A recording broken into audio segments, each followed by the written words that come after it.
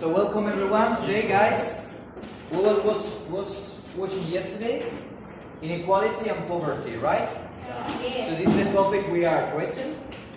So yesterday, at the end of the class, we saw that the governments have different measures that they like to implement, or they are willing to implement in order to reduce poverty, but also very important inequality, big difference between different social groups, to avoid social division, and it could create some kind of revolution, or it can have the economy, or it can create social problems in society as violence.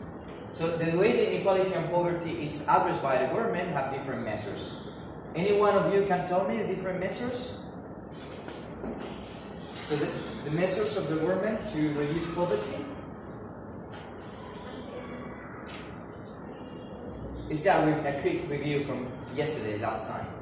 So the government wants the people less poor people in the country.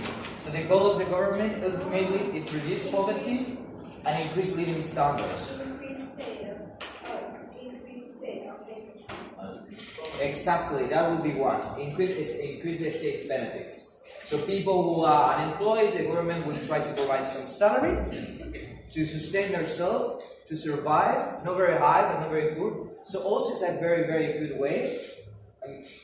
I would say quite one if you want to get consumption. So if the people keep a salary, they don't have a job, but consumption keeps or even rise. So as this, they doesn't go down the GDP. So the government, how can you like unemployment subsidize, unemployment payments for unemployed people? So it's going to increase consumption and also savings in some of the people, which could be also means it will be increasing the investments. What else? Education. You remember? Creating more schools, healthcare, hospitals, all that. Living standards. So even if you are poor, you can afford go to the hospital and get recover and your health better. And who even knows? Maybe you could be a productive member of society if someone gives you the chance. It's everything about that. When we talk about increasing living standards, it's giving everyone in society chances to increase their living standards, life quality. What else? National wage. We increase national wage, especially people in the lowest quintile, in the lowest part. They will increase their life quality. Everything is about increasing the aggregate demand, the GDP. So we were to work. Government is going to try this, right? GDP, we remember, which is consumption plus investment plus government expenditure plus exports outside minus imports. Imports is what we buy outside. So this is consumption made by the household, the people spending in cars, in buying food, buying clothes, buying shoes, any kind of good. Investment is money taken by people and put it in open business to create something. We talk about investors creating construction companies, for example, to make more money on it.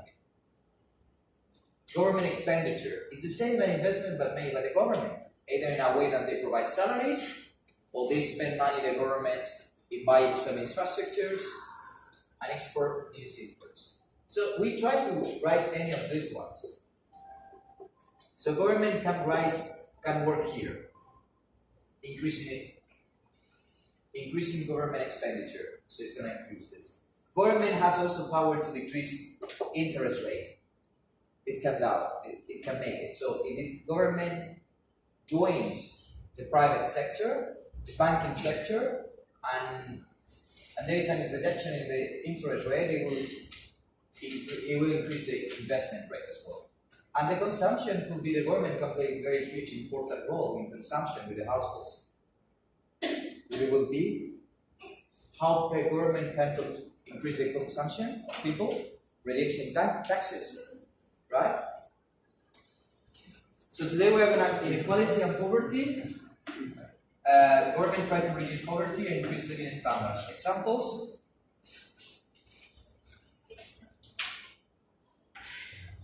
Decrease unemployment.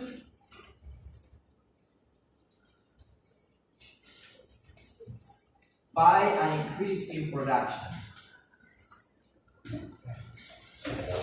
So So the unemployment rate is quite low. Sorry, the unemployment rate is quite high. Now the government wants to reduce unemployment. More people is working. More money is gathered from the contributors. The government can invest the money in hospitals, I don't know, any kind of institution, open companies, ruled by the government.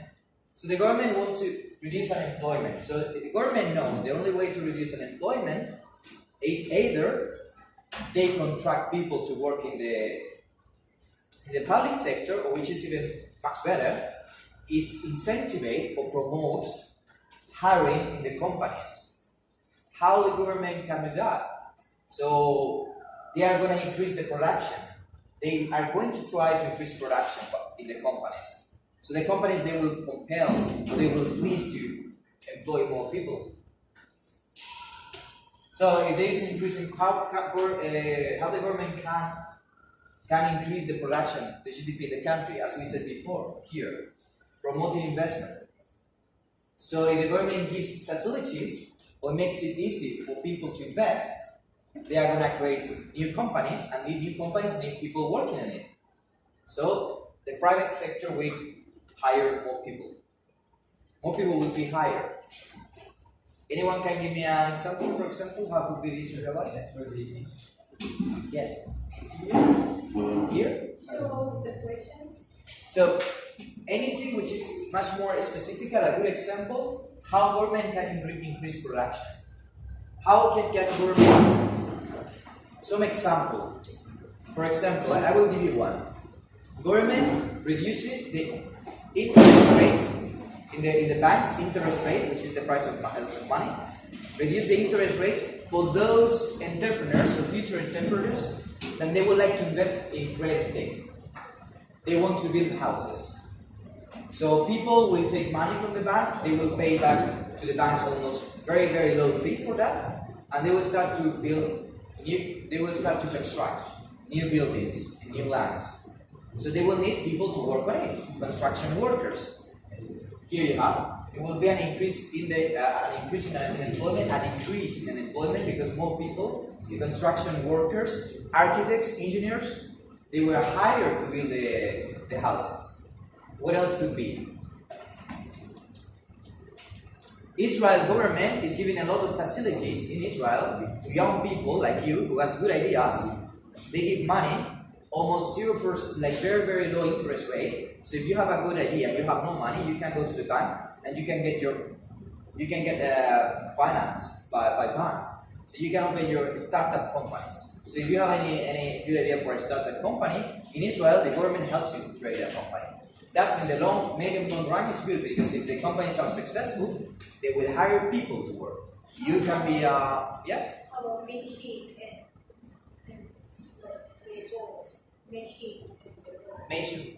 to work with, like car, making cars, for example. Yeah, it could do. There's always like working in automobilistic sector. So that's what Germany did before, to automobile sector, to produce cars. So anything which will help the private institutions, non-public, to hire more people. Then this one, more of the same, improving healthcare.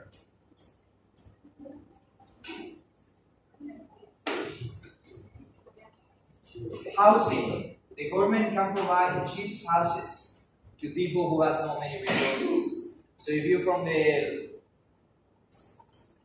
the low income part of the households, the government, if you have no minimum salary per year or income per year, they can provide you cheap housing for you.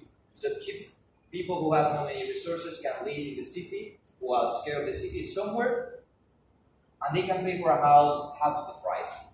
For example, 75%. Or you're a mother with 2 children and there is no father, or you are in divorce. The government can help you to pay you by paying you subsidize the price of the house.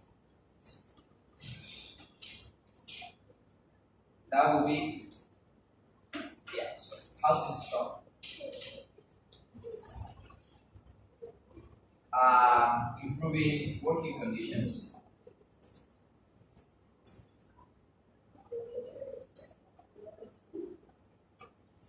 Improving healthcare, sorry. including health care, housing stock, working conditions. All different measures that could be implemented by the government to decrease poverty and increase living standards. As ultimate goal, reduce inequality to avoid social issues. Everyone has copy this? Yeah. Okay, there is in the page 426.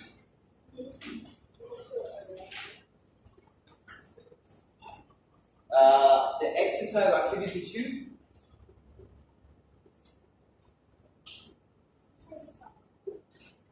Okay?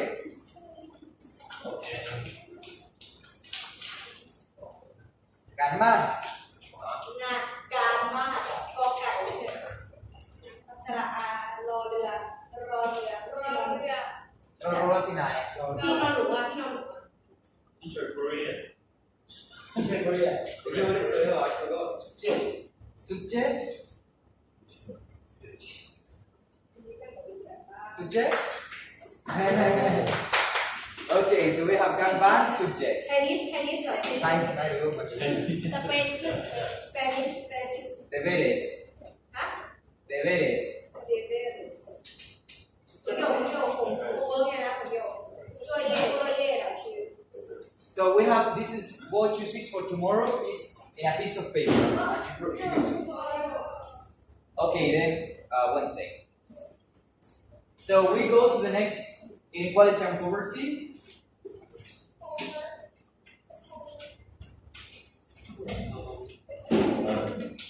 So guys, measures of income and wealth inequality.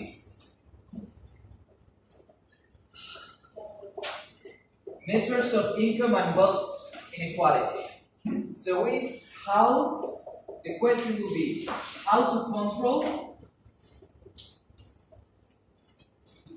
distribution of income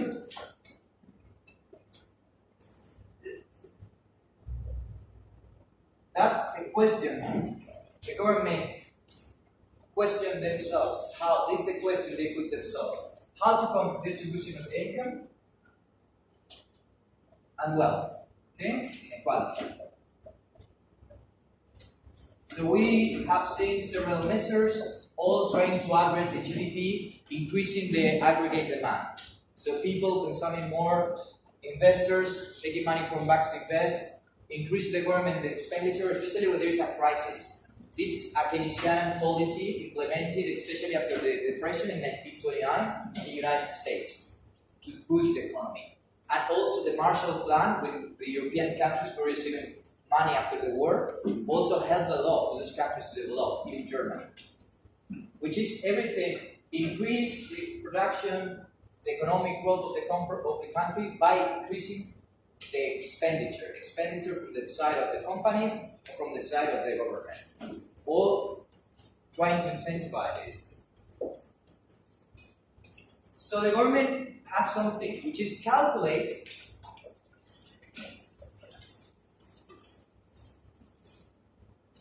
percentage. First, they have to know what is the former picture or the initial picture of the poverty in the country. They have to have a good idea if it's unevenly distributed or not. So they are going to calculate percentages of income.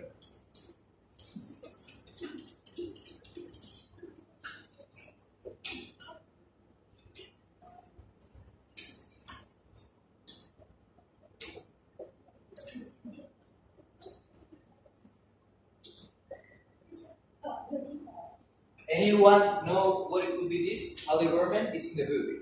How we calculate percentages of income.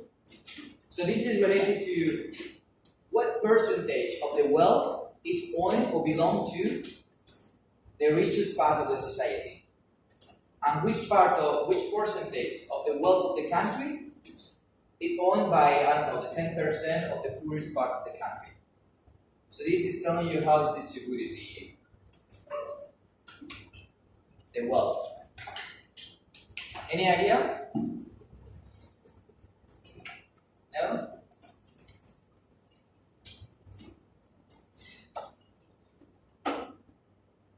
Okay, the government to calculate how uneven is distributed the income or the production of the incomes revenue. So they want to calculate its countries. We have Gini index. Gini index tells you a country is very, very poor, or usually there is a low impact of the inequality in the country, or it's quite unequal, the distribution of money. So we're gonna go to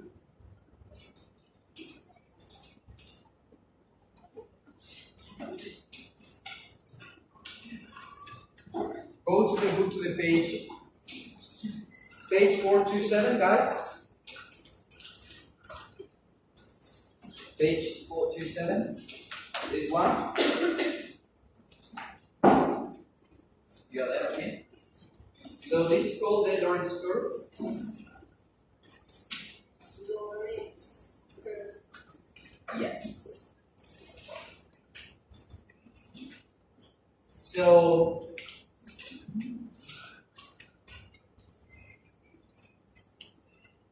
on the vertical axis, we are going to put the cumulative percentage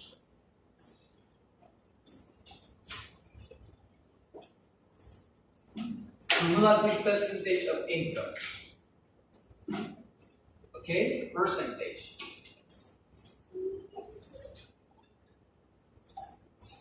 And here in the horizontal axis. Exactly. Percentage of population. In a society which is impossible, this is ideal, and I wouldn't say ideal as something the governments wish, because maybe it's not such ideal. It would be strange to find this 45 degrees. What would it mean that you have 45 degrees in the Lorentz curve? This is called line of equality. Right? So it will be a utopic model of which is equality, an ideal, something that is unreachable, or maybe it's reachable, but still it will be difficult to find, or almost impossible, that 10% have the 10% of the world. There will be a society where everyone has the same amount of resources and incomes. It means that 10%, let's say this is 50%, 100%,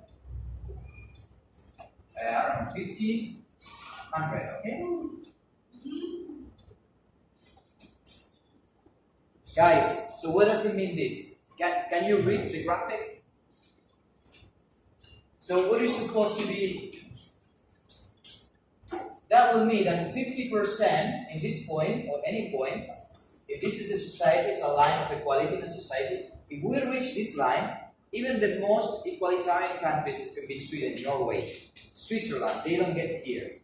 Plus, it means everything is quality distributed, there is no poverty. So it will be that 50% of the total income of a country is owned by the 50% of the total population. 50%. It will say that every single 1% of here have 1% of the total income. It means everyone has the same. A 1% of the whole country. Of the whole income. So 1%, 1%, 1%. So if this is 100 people, one person have 1%. Another person have 1%. Everyone has exactly the same amount of wealth, of income, in percentage. So now if you see the book, guys, you see that in the real life they take a country, I don't know which one. Let's take an example. And it goes like this. Okay, I'm not very good drawing, and not even writing. I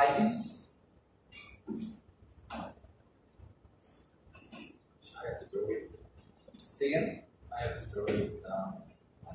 Do you want to do it?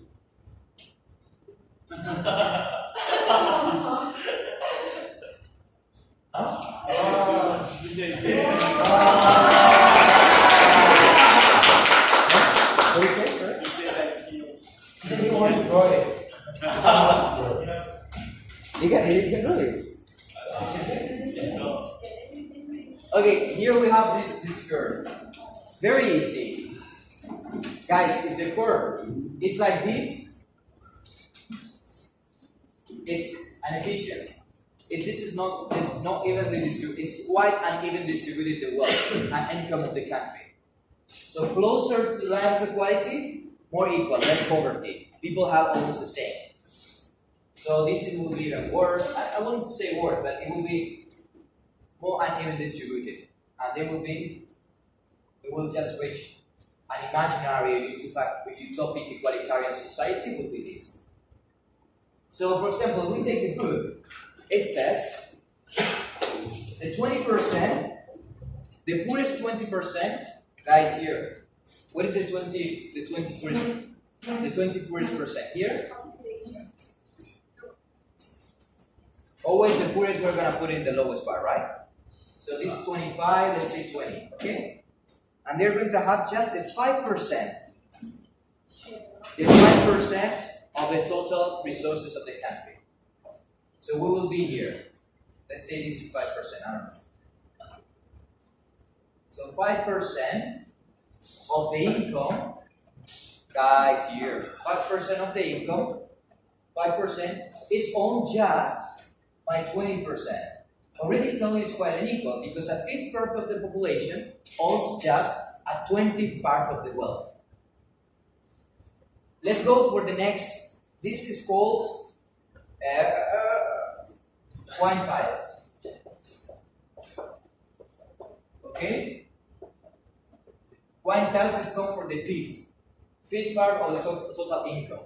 Because we're going to take 20, after we're going to take the next 20, then up to 100%. So the next poorest 20% part of the population will be from 20 to 40, right? Here. So this 20% here, the next 20% owns which percentage of the total income? Sophie. The next 20%. Go to the book. And here. So we say that first, the poorest was 20, they own just 5%. 13. The next poorest 20%, how much? 13. Huh? Next poorest. Okay, it will be 8%. But the cumulative percent is cumulative. So then you have to do 5 plus 8. You can see, it will give you 13. Oh. So here is 5, we're going to make 8. So 5, 6, 7, 8, 9, 10. Okay, this is very valid. Let's say it's 13, okay? It's 13 because this is 5, this part, and here there is 8%. 5 plus 8 makes 13%. So it will be like this, okay? So we have the 20%, the poorest part of the country has also just 5% of the total wealth income. The next poorest 20%, just 8% more of the wealth. So in total, the poorest 40% is 40. I would say almost the half of the country, which is at 40% of the population, they own just at 13% of the total wealth of income. Already you can see there is inequality. 40% of the people, 13. So almost the half of the population, they own a bit more than the fifth part, a bit more than the 10th part of the wealth. Let's go with the next 20%, which is a bit richer than this 40%, which will go from 40 to 60, right? Right? This is 60%. Yes. Now, Fred, the next 20%, what is the share of income? The income. Which percentage of the income they have? The next 20%.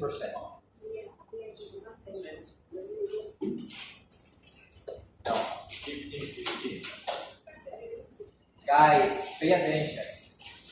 15%. You can see now that the next 20%, which is still poor, but richer than the previous 20% and 20%, the next segment of the population, this 20%, they own 15%, which is more than 5 and more than 8. They have a bit more. Do you see? So now this 60%, if you do 13 plus 15, how much is this? 28. That's why it's accumulative. So it will reach until 28 here, let's say. Okay? Okay. So 28%. Okay, this maybe is not a very good scale. We want here. So 28%. So now we say 60% of the lowest part of the population is 60% of the population with the lowest incomes. They own just 28%. So look, now what we are saying, hey, how do you say in different words? So we are saying that 60% of the poorest part of the population, this is the richest, this is the poorest. This 60%, they own just this part of the income, which is 28%. We are saying that more than the half of the population, more than the half, they have only a third part. So we say 60%, this is approximate, it's not exactly. 60% of poorest part,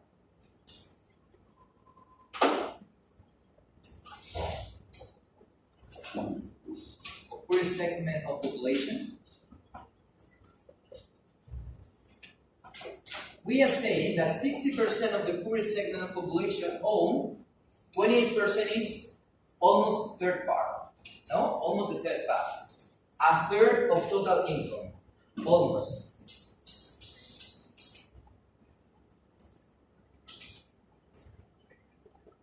Okay, if you want to see this graphically, if you give here the total population, this is money. This is money. Let's imagine this is $100. This is 100 people. Okay? Okay. Easy, no? 100 people, $100.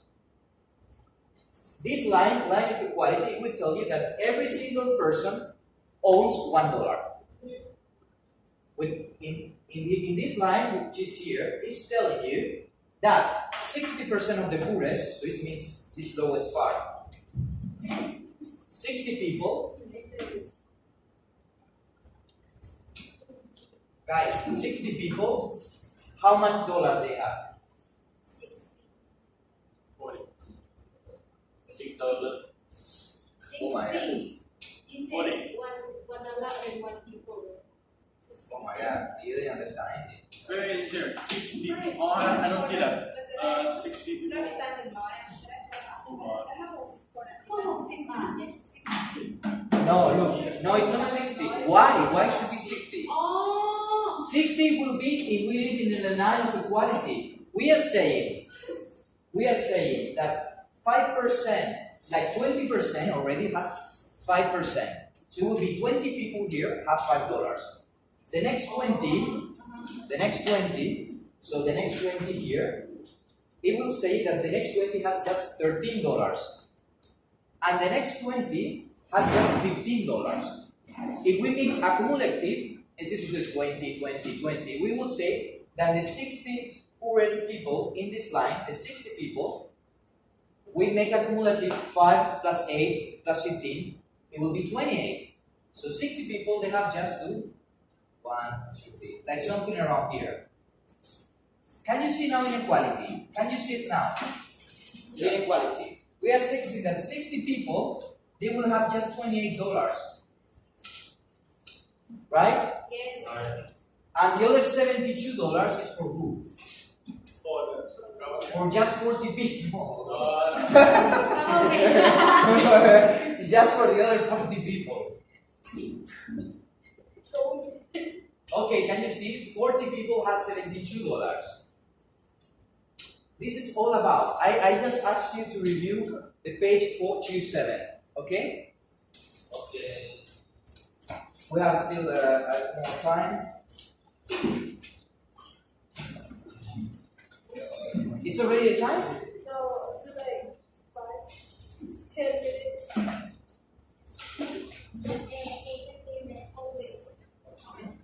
Okay, so can you see? We are going to continue with the learning curve because I think, okay, we have 5%, 20% have the 5%. This is money, okay? This is people. Imagine that it still is 100%, it's $800. 100 people, $100, okay? So these 20 people have $5. The next 20 people have how many? 13. Oh my God. No. 8. 8.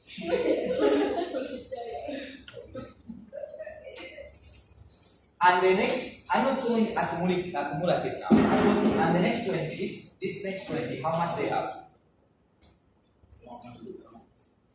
15. 15. 50, I said 15. 50, 15. 50, 15. I said 15. Okay. 50? 15. 1 5 or 1 5? Ah, 15. 15. 15. Yeah, the accent is at the end. 15.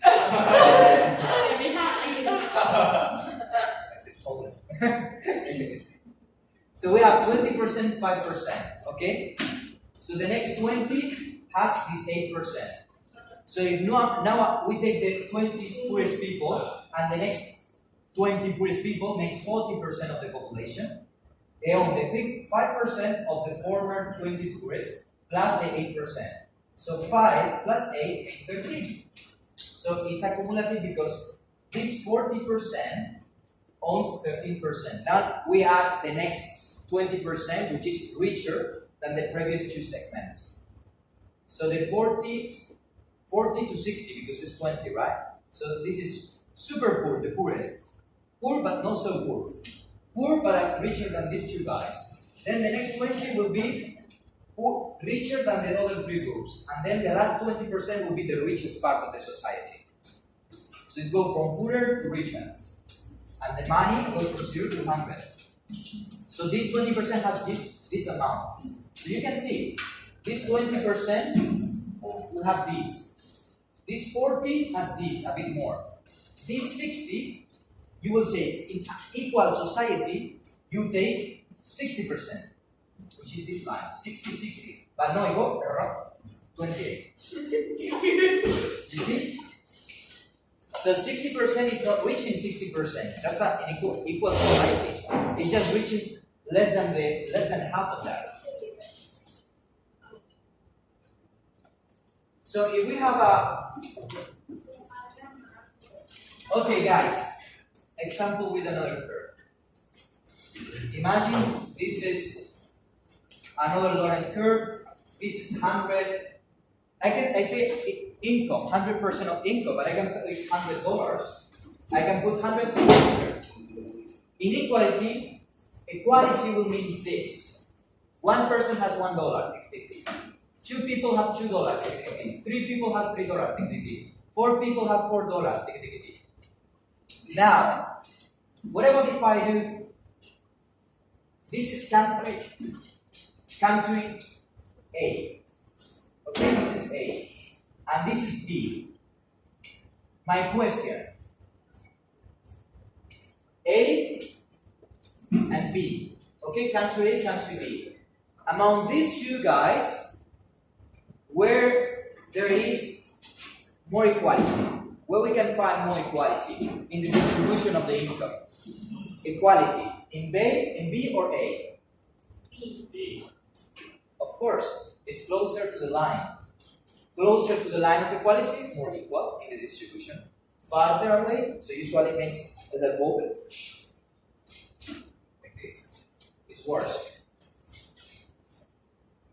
So today we have seen inequality and poverty is one of the topics. We address how the government can reduce the impact of the uneven distribution of the income, how they can reduce the big gap between rich and poor by providing to the lowest part of society, the poorest part of society, essential services, education, healthcare, giving them a chance to get education and improve society, give money to those ones who cannot invest in a good idea for businesses. This is how society advances.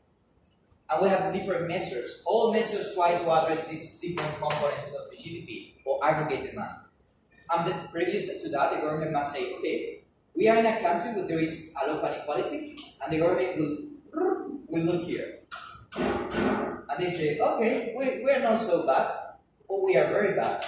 You can see for every country in internet, the Lawrence curve. Another one is Gini index. We go from 0 to 1. Okay? So we'll continue next day. Please bring the exercise. Bring the exercise that I told you. Exercise to page 426. Go next. Are you sure tomorrow you're not going to class? Oh, we have community service. No one? Only for students. Error community. Okay, I don't know if I will come or not. I have to talk to the other teachers and they will let me know. Anyway, you come to class? No, we don't. We Okay,